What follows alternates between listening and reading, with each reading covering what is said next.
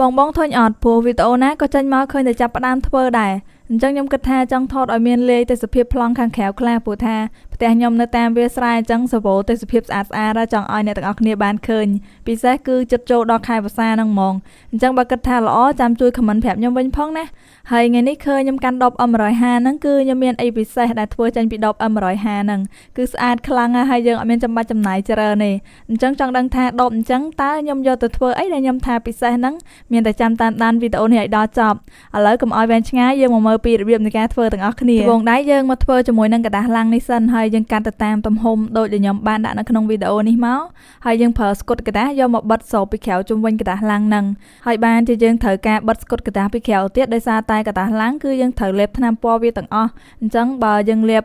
លើกระดาษឡាំងហ្មងអត់កើតទេព្រោះថាกระดาษឡាំងវាមានប្រហោងពេលដែលធ្វើទៅវាឃើញប្រហោងនឹងអត់ស្អាតទេអញ្ចឹងយើងត្រូវការបិទដើម្បីឲ្យជិតហើយស្គុតដែលយើងយកមកបិទក៏ត្រូវតែជាស្គុតกระดาษនឹងដែរព្រោះថាវាជាប្រភេទกระดาษអញ្ចឹងយើងអាចលាបថ្នាំពណ៌លាបអីនៅលើនឹងបានអញ្ចឹងយើងបិទវាឲ្យជិតគ្រប់ជ្រុងឲ្យអស់អញ្ចឹងមកហើយយើងធ្វើទំហំដដែលហ្នឹងឲ្យបានចំនួន4ប្រទេសណាបងប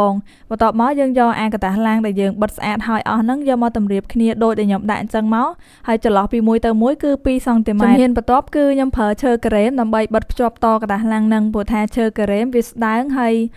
វាស្អាតស្រាប់ស្រួលយើងលាបថ្នាំពណ៌លាបអីអញ្ចឹងណាហើយឈើការ៉េមនេះគឺខ្ញុំប្រើប្រភេទអាធំហ្នឹងព្រោះថាឈើការ៉េមវាមានច្រើនខ្នាតអញ្ចឹងខ្ញុំបញ្ជាក់បងឲ្យហើយបើថាត្រូវការឈើការ៉េមនេះក៏ខ្ញុំមានលក់ដែរអញ្ចឹងអាចមករកខ្ញុំបានតែខ្ញុំឲ្យជម្រើសអ្នកទាំងអស់គ្នាមួយទៀតគឺបើយើងអត់ចង់ប្រើឈើការ៉េមយើងអាចប្រើជាខ្សែបិទពីក្រោមទៅដល់លើហ្មងក៏បានដែរតែគ្រាន់តែបើយើងប្រើខ្សែវាទន់អញ្ចឹងបើចង់ធ្វើម៉ូដដូចខ្ញុំអត់កើតទេ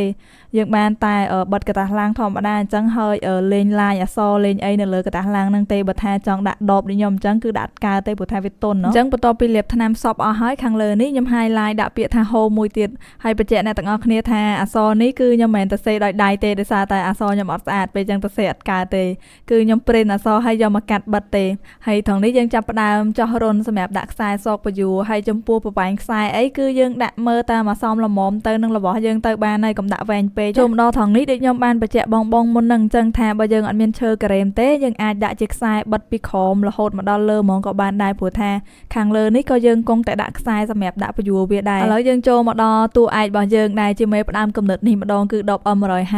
ហើយដូចខ្ញុំបានធ្លាប់បញ្ជាក់បងនៅវីដេអូមុនដែរចំពោះការលេបថ្នាំពណ៌នៅលើដបនេះគឺការលេបថ្នាំពណ៌នៅលើដបយើងត្រូវប្រើប៉ុងយកមកតប់វាព្រោះថាដបវាអាឡងអញ្ចឹងបើយើងប្រើជក់យកមកលាបគឺយើងផាត់ទៅផាត់មកគឺវាអត់ស្អាតទេវាឃើញសាច់